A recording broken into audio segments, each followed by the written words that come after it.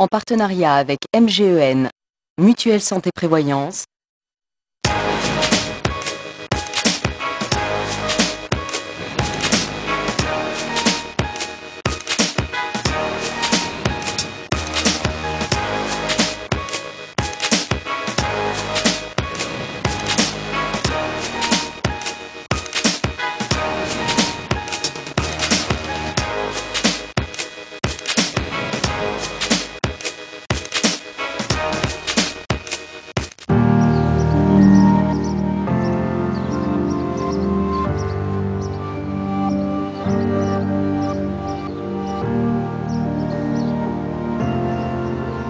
Eh bien bonjour à toutes et à tous, très heureux de vous accompagner sur Beansport. Cette quatrième édition s'annonce magnifique des Feed Days MGEM. Je suis en compagnie de Philippe Panetta.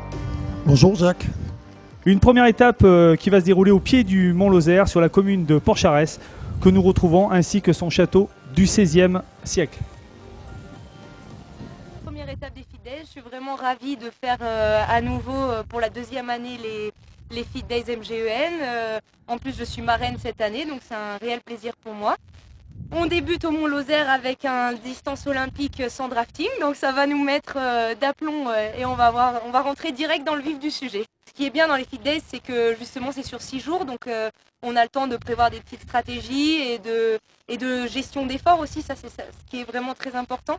Donc effectivement sur cette étape, je pense que c'est une étape qui est décisive aussi parce qu'on peut prendre beaucoup d'avance. On vient d'avoir Amy Chariron qui est la marraine justement de ces Feed Days MGEN 2018 sous une chaleur on va dire assez importante. Aujourd'hui on a des points de mercure à plus de 34 degrés je crois, hein, Philippe. Effectivement Jacques, il fait chaud, il fait très chaud, il va falloir donc gérer pour la totalité des triathlètes, amateurs ou professionnels, ce paramètre important sur une course de cette distance et de cette longueur d'effort. Alors là, les consignes ont été données, c'est la mise à l'eau. Positionnement un petit peu des élites qu'on va retrouver. Donc ceux qui vont faire les 6 jours, les 6 étapes auront des bonnets particuliers. Hein. Effectivement, donc dans un premier temps, les bonnets de couleur jaune, rose, orange et noir sont les concurrents de niveau international qui participent au Feed Days MGEN sur les 6 jours, donc 6 triathlons pour l'élite internationale. Ensuite, les bonnets blancs sont les concurrents amateurs. Il y en a fort nombreux d'ailleurs qui participeront eux aussi aux 6 jours. Et les bonnets verts, les triathlètes qui participent uniquement aujourd'hui à ce triathlon M. Alors un triathlon M, donc c'est-à-dire que là on a 1000 mètres de natation. Légèrement plus, Jacques, 1100 mètres pour être précis. Et donc là, on a vu, moi j'ai vu dès le départ, les élites qui sont partis très rapidement devant, mais avec des trajectoires différentes. Oui, c'est l'un des paramètres à savoir gérer en natation eau libre. On n'est pas en piscine avec les carreaux, les lignes d'eau qui matérialisent la direction à prendre. Là, il faut savoir prendre ces repères. Ça demande des entraînements spécifiques. Ça demande aussi une technique spécifique. Tous les 6 ou tous les 9 passages de bras, regarder loin devant. Mais il faut avouer, on peut le constater, que les élites sont avantagés puisqu'ils ont un canoë devant eux. Et donc le repère est beaucoup moins lointain que pour les amateurs de regarder les bouées. Alors là, en ce moment, là, ça s'étire. Hein, le peloton, si on peut appeler ça ainsi, est en train de s'étirer. Et puis derrière, j'ai vu, c'est la particularité de cette course, des amateurs, on va dire même des novices. Hein, je me suis un petit peu retrouvé à travers eux au niveau de la natation, qui partent un petit peu à la brasse. Est-ce que c'est une stratégie, c'est de la prudence ? Non, mais c'est tout le charme du triathlon. Des néophytes peuvent s'essayer au triathlon à côté des internationaux. Donc on nage comme on peut, dans certains cas avec de la brasse pour se rassurer, ou du dos crawlé, ou en alternant, ou en mixant les nages. Alors ils nagent tous avec des combinaisons, là, à 90%. Est-ce que c'est un avantage cette combinaison ? Alors il faut savoir d'abord qu'il y a une réglementation. Aujourd'hui la température de l'eau est à 23 degrés, donc le port de la combinaison est autorisé. Effectivement, moins on est bon nageur, plus on a intérêt à prendre la combinaison avec un gros avantage en termes de flottaison et donc d'appui. Alors une course qui a été très très rapide quand même, et on voit de suite c'est Jocelyn Mourier qui arrive avec son bonnet rose en tête dans le parc à vélo. Et donc une transition, c'est très important la transition. Hein. Oui, puisque là, Jocelyn est rentré. Jocelyn n'est pas encore parti là. Hein. C'est Liam Ward qui a pris les devants suite à une transition éclair. Donc Jocelyn rentre en premier dans le parc à vélo, mais c'est Liam Ward qui sort en premier de ce même parc à vélo. Voilà, c'est confirmé par les tableaux. 17 minutes 21 pour Liam Ward qui est sorti en tête du parc à vélo. Bon, Jocelyn Moria 11 secondes, c'est jouable. Oui, après on connaît Liam, niveau international, le néo-zélandais, il connaît aussi le parcours puisqu'il était présent ici même l'année passée, ce qui n'était pas le cas de Jocelyn. Voilà, donc là on est en train de suivre la course féminine. Est-ce que Amy a de fortes chances de passer en tête? Ah ben non, on a la réponse. C'est l'anglaise qui sort devant, non? Léa Biplo, effectivement, excellente nageuse, donc rien d'étonnant à la voir aux avant-postes. Donc pour l'instant, c'est pas Amy qui sort en tête de l'eau, mais elle est la favorite de la course, ou l'une des favorites. On connaît les qualités nautiques de Léa, rien d'étonnant à la voir. Le plus dur, peut-être, pour elle, commence après la natation, pour Léa. D'accord. Alors, la technique, là, les chaussures sont déjà posées sur les cale-pieds. Ah oui, la transition. Alors qu'on voit Amy. Voilà, Amy avec. 27 secondes. Sarah Hodgson à 42 secondes, on va dire c'est un mouchoir de poche. Ah oui, avec encore 30 km à vélo, oui, c'est ridicule presque, je dirais. Bon, alors je reviens, mes chaussures avec les cale-pieds, avec les chaussures déjà sur les cale-pieds, ça fait gagner vraiment du temps? Alors oui, à condition d'y être habitué, de savoir le gérer. Donc il y a des entraînements spécifiques aussi pour cela. Savoir monter sur le vélo sans arrêter le vélo, savoir enfiler les chaussures tout en pédalant ou en évitant de perdre le moins de secondes possible. On l'a vu entre Liam et tiens, Jocelyn. regarde, regarde, intéressant, Ward qui est en train de se faire dépasser. C'est, on le savait, de toute façon, c'est notre ami Mathias Casarelli qui vient de prendre le commandement. Toujours des images magnifiques. Moi, je suis tombé amoureux de la Lozère. C'est vraiment des paysages grandioses. Les triathlètes aussi, avant même de prendre le départ, ils étaient charmés du parcours qui leur a été concocté par l'organisation et de découvrir ou de redécouvrir ce magnifique département qu'est la Lozère. Alors ce département de la Lozère, on connaît bien Mende qui est bien entendu le chef-lieu, mais aussi on va dire plein de petits villages qui sont autour, qui sont magnifiques et surtout cette région qui s'ouvre de plus en plus au tourisme.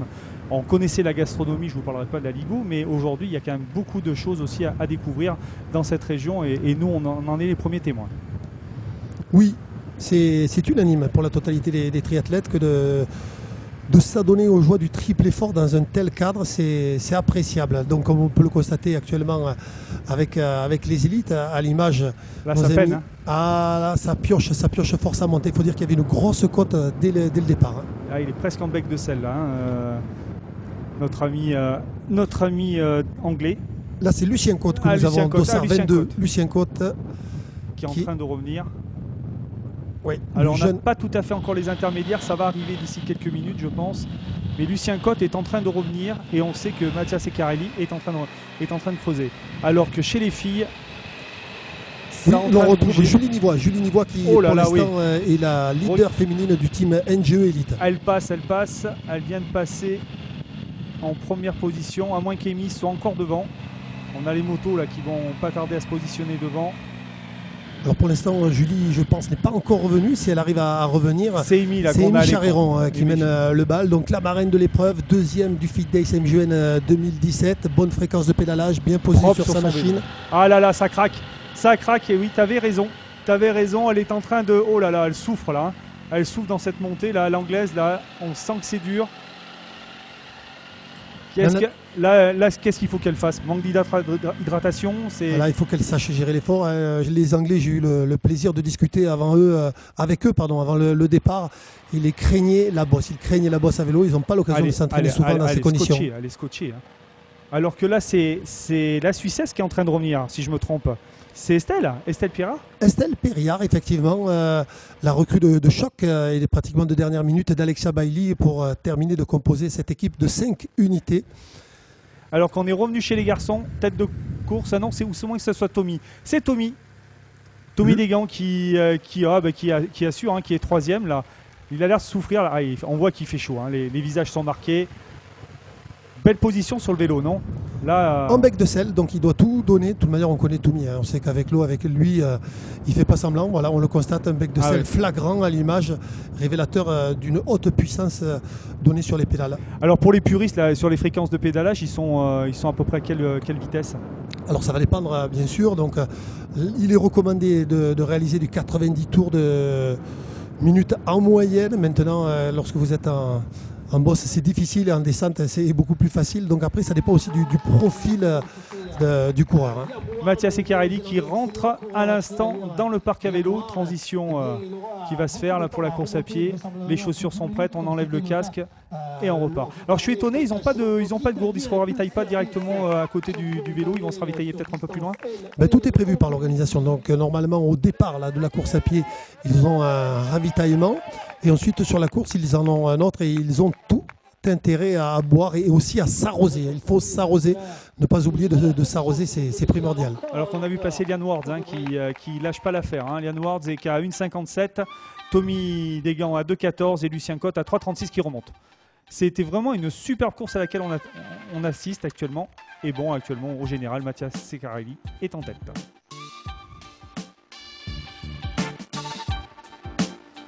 De belles images, encore et encore. Toujours cette chaleur accablante pour les coureurs. On voit là, ça souffle, ça souffle.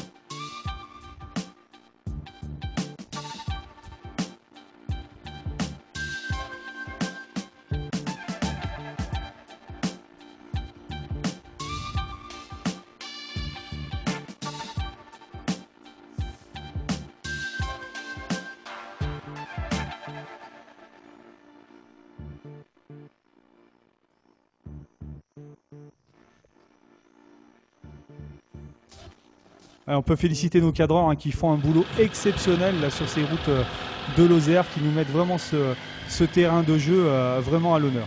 Alors là, chez les filles, ça bouge. Elles sont sorties très très proches l'une de l'autre tout à l'heure. Et là, c'est en train de... Il y a des positions qui sont en train d'être un petit peu inversées. Ah là là, alors elle me fait mal là. Là, on voit elle est à l'arrêt, complètement à l'arrêt, la pauvre anglaise. Ah, demain, elle aura peut-être plus d'opportunités avec un format beaucoup plus court et avec du drafting. Donc aujourd'hui, elle est dans le dur, peut-être plus que ce qu'elle ne pensait avant de prendre le départ. Ça lui servira d'expérience pour une carrière à venir parce qu'ils sont jeunes, les Anglais. Et voilà, ce qu'on pensait tout à l'heure, c'est Estelle qui est en train Pierrard qui est en train de revenir. Belle position sur le vélo, on sent qu'il y a des watts là. Il y a des watts et il y a de la volonté, il y a de la bagarre. Superbe spectacle qui nous est offert par les féminines, par Léa, par Amy et aussi par Estelle Chériard, la Suisse. Ouais, l'invité surprise. Tu me disais tout à l'heure, elle a été invitée un petit peu dans son équipe un peu au dernier moment. Et là, ça va revenir très très fort là. On voit Amy est en train est devant. Amy qui jauge son adversaire tout bonnement et simplement. Bon, Léa, là, on voit la différence d'allure. En sachant qu'elle n'a pas le droit de se mettre dans l'aspiration. C'est une des particularités aujourd'hui. Oui, pas de drafting. 7 mètres d'écart, c'est ça entre les coureurs. Très précisément. Et 1,50 m de chaque côté pour doubler une ou un concurrent. En l'occurrence, là, ce sont les images féminines, des belles images féminines avec aussi notre amie Julie Nivois. Julie Nivois, oui, qui belle position sur le vélo aussi, qui fait une belle remontée, une belle course. Elle rentre, ça c'est Estelle qui rentre dans le parc à vélo. La deuxième transition. Les couettes, ça accroche. Omelimi juste derrière. Et la bagarre s'annonce palpitante pour ces derniers kilomètres, 8 km de course à pied sur ce format M, je le rappelle. À partir de demain à Cahors, on sera sur un format à 5 km 600, si je me trompe, Philippe. Non, c'est du distance S, Jack, voilà. C'est ça. Voilà, donc ça se joue dans un mouchoir de poche. Une seconde, Julie Nivois à 4,13, Léa Piplot à 5,30. Pour elle, c'est fou. Je pense que c'est cuit. Alors que Thomas Seccarelli continue son show. Un véritable cavalier seul, un véritable show. Notre Italien nous régale. On va voir s'il va maintenir l'allure sur ces 8 km alors qu'il fait très très chaud. Ils ont tout intérêt encore une fois à boire et à s'arroser. Ouais, et là on voit quand même qu'il ne faiblit pas, mais il y a quand même des clients derrière, même dans sa propre équipe. Il y a un garçon qui a déjà couru en 29,50 le 10 000, qui est Matthews Sharp, qui est un concurrent sérieux qui pas forcément va jouer peut-être la gagne, mais qui peut se rapprocher pour le classement général en vue de demain. Sans nul doute, quand on connaît ses qualités à course à pied, 29,50 c'est pas rien. Reste à voir dans quel état de fatigue il est au terme de ces 30 km cyclistes durs et très très chauds. Alors que Liam Ward, Lui aussi ne fait pas semblant, comme vous pouvez le constater. Il a l'air facile, très pas belle très allure, marqué. hein. Et il reste, pour ceux les puristes, on va dire, il reste sur une belle cadence de pied. Et c'est vrai que c'est assez efficace. Je peux pas m'empêcher, alors je vois de l'eau, je peux pas m'empêcher de penser à ces amateurs là actuellement qui sont en pleine chaleur. Bah voilà, un rafraîchissement qui tombe bien pour Tommy à ce moment-là. Les ravitaillements qui ont dû avoir beaucoup de succès sur le parcours. Oui, Tommy qui n'a pas réussi finalement à revenir sur son point fort sur les deux hommes de tête, ce qui est assez révélateur de la qualité des concurrents qui sont devant lui, les triathlètes Mathias Secaridi et Liam Ward. Est-ce qu'il peut jouer aussi peut-être la sécurité en se disant de toute façon c'est la première étape, je jauge un petit peu mes adversaires et tenter peut-être plus de choses peut-être à partir de demain, alors qu'ils sont dans les mêmes équipes, hein, ça fait plaisir, on s'encourage, on se tape dans la main sur le retour. Hein. C'était un circuit aller-retour, hein, justement, aujourd'hui. Là, on est sur un circuit particulièrement exigeant. Et c'est Chiarelli qui vient de croiser son pote Tommy Desgans il y a quelques secondes et dans la descente sur le retour ici d'ici quelques minutes. Hein, je pense qu'il va mettre combien de temps, 28 minutes, 30 minutes pour faire ce parcours-là? Peut-être un peu plus, ça y est du dénivelé. Sur la course à pied, je pense qu'il devrait être en moins de 28 minutes, oui, pour les plus rapides. Hein, tout du moins, ils ne seront pas nombreux. Hein. Voilà, le demi-tour qui est matérialisé. Et là, ça relance. Eh ben, on retourne chez les filles. Eh ben voilà, c'est Amy qui est en tête, Amy Charéron. Elle l'a sélectionnée à Rio, qui avait eu une vilaine blessure et qui n'avait pas pu honorer cette sélection. Ça fait plaisir de la revoir à son meilleur niveau. Elle était revancharde par rapport à ce qui s'est passé l'année passée. Deuxième à 9 secondes de la première féminine, même si elle avait remporté le classement avec son équipe. Elle souhaitait l'année passée aussi la victoire féminine. Alors c'est bien que tu en parles parce qu'il y a un classement individuel, mais il y a aussi un classement par équipe. Et donc là, on a 4 équipes élites qui s'affrontent. Donc la particularité, c'est 3 hommes avec 2 femmes. Hein. Oui, mais le classement se fait sur les 2 premiers hommes et la première femme. Ce qui pourra expliquer dès demain des choix stratégiques, des organisations particulières à l'intérieur même de chaque équipe. D'accord, bon, je suis pressé de voir ça demain, mais pour le moment, chez les filles, ça m'a l'air assez serré, alors que notre Anglaise défend chèrement sa 3e place pour le moment. Ou 4e, hein, je crois que Julie est passée, 4. Elle doit être, on a eu les classements tout à l'heure. Alors là, les hommes, ils ont le droit de courir un petit peu à côté, là, ça peut l'aider peut-être un petit peu, là. Oui, s'ils y arrivent, parce que les féminines de niveau élite, c'est pas aussi facile que cela de les suivre, et heureusement, c'est le niveau élite. J'en sais quelque chose. Des fois, on peut pas on donne tout, mais on peut pas s'accrocher. Bon, Thomas Secarelli, je crois que c'est dans un fauteuil là. Hein. Je vois vraiment pas comment ça peut revenir derrière. Les écarts sont quand même conséquents. On avait un peu plus d'une 40 à l'heure sur le dernier pointage. Mais là, aucun signe de fatigue apparent. Soit il est en maîtrise totale. Moi, je le sens bien. Hein. Moi, je vais mettre une pièce sur lui là pour peut-être les prochaines étapes. Mais là, l'Italien m'impressionne vraiment. Bah, là, on est dans le dernier virage. Ça plane pour lui. Ça plane vraiment. Super champion, ce Mathias Secarelli qu'on va retrouver en interview. Belle victoire. Ah ben derrière, on a Liam Ward, le Néo-Zélandais derrière l'Italien. Belle course à pied. Et le voilà. Tommy de gamme. Sacré Tommy, il arrive là, il est marqué là, hein, pour récupérer. Voilà, Mathias Secarelli, Liam Ward, Tommy Desgans. Voilà, et on a Mathias Secarelli au micro. The race is wonderful. I like very much this. Cette course est magnifique. J'aime vraiment ce type de relief, surtout à vélo. Parcours of track on the bike. Il y avait très peu de montées, et moi qui aime les montées et le drafting, ça m'a permis d'appuyer très fort sur les pédales pour prendre du temps sur mes concurrents et contrôler la course jusqu'à la victoire. And control on the run to take the victory. The strategy of Patrick is just push. La stratégie, c'était juste de faire tout le plus fort possible pour gagner le plus de temps possible sur le second. Parce que cette course est la première et la plus longue, donc la plus importante. Plus je gagnais du temps sur cette course, et plus je pourrais contrôler sur les autres courses. On retrouve, c'est toujours Amy qui est en tête. Elle descend avec quand même la pression d'Estelle Pirard qui est juste derrière, qui n'est pas très très loin. Toujours dans le même style. Et elle revient là, non? J'ai l'impression qu'elle revient, non, Philippe, là. Est-ce que je me trompe? Ça laisse cette impression, ça reste à confirmer. Alors c'est vrai que les caméras, ça a une tendance à aplatir un petit peu, mais là, c'est pas joué. Ah là là, elle revient, elle revient. Là, moi, je pense que peut-être Estelle a peut-être une carte à jouer. Ah, c'est intéressant. On va continuer à apprécier l'écart qui les sépare. En tout cas, je constate qu'Amy ne se retourne pas. Elle est en gestion complète de son effort. C'est des signes, ça, hein, ça trompe pas. On se retourne pas, c'est qu'on tient la cadence. Hein. Ah ben voilà, Amy nous rejoint sur la ligne d'arrivée. Magnifique victoire. Et ben, il fallait pas grand-chose. Et Estelle Perriard, la Suissesse, qui s'octroie une belle deuxième place. Une magnifique course. Hein. Les filles nous régalent. Alors, est-ce que derrière, ça a bougé ou pas pour la troisième place? On va le savoir d'ici quelques secondes. Julie Nivois conserve sa troisième place, alors Cléa Pivot finit finalement quatrième, la meilleure nageuse. Et chez les hommes, classement du meilleur coureur, c'est Mathieu Sharp, 25-03. Ah oui, c'était quand même assez vite. Hein. Classement par équipe, c'est la vol victime. Et là, on retrouve en interview. Allez, Amy, comment s'est passée cette course? Plutôt bien, donc je gagne la première étape. Moins facile que ce que je pensais finalement, parce que je savais que Léa nageait très fort, mais du coup je crois que je sors à 30 secondes d'elle. Après je reviens dans la bosse, mais ce coup-ci c'est Estelle qui me revient en vélo, donc j'ai pas pu gérer comme je le souhaitais trop. Il a fallu quand même que je m'empoigne un peu. Et après à pied, là j'ai pu un peu plus prendre de l'avance. Donc je suis super contente et confiante pour demain.